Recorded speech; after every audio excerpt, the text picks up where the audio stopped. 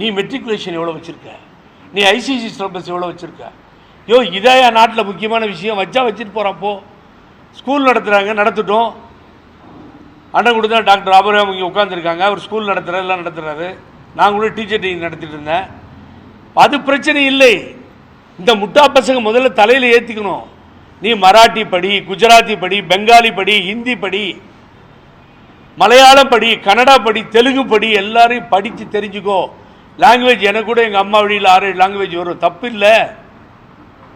ஆனால் புகுத்தாதே, திணிக்காதே. 2 நாள் டிபேட் போகுது சார் நாடாளுமன்றத்தில். ஹிந்தி தான் இந்தியா பூரா இருக்கு, நாங்கள் தான் டாமினேஷன் பண்ணி தேசிய மொழி ஒத்துக்க முடியாது. பேரறிஞர் அண்ணா காக்கா எல்லா இடத்திலும் இருக்கிற காக்காயை தேசிய பறவையாக சொல்லலை, மயிலை தான் சொன்னோம். தோகை விரித்தாடுகின்ற மயிலை, உங்கள் மொழி காக்கா, எங்கள் மொழி மயில்னார் பேரறிஞர் பெருந்தகை அண்ணா அவர்கள். எவ்வளவு பெரிய போராட்டத்திற்கு பின்னால் ஜவஹர்லால் நேரு உறுதிமொழியை கொடுத்தார்கள். லால் பகதூர் சாஸ்திரி அதை செய்யவில்லை, ஜவஹர்லால் நேரு அதை செய்தார்கள். நாங்கள் திணிக்க மாட்டோம், விரும்பாத எந்த மாநிலத்திலும் இந்த மொழியை ஹிந்தியை எடுத்து போய் திணிக்க மாட்டோன்னு.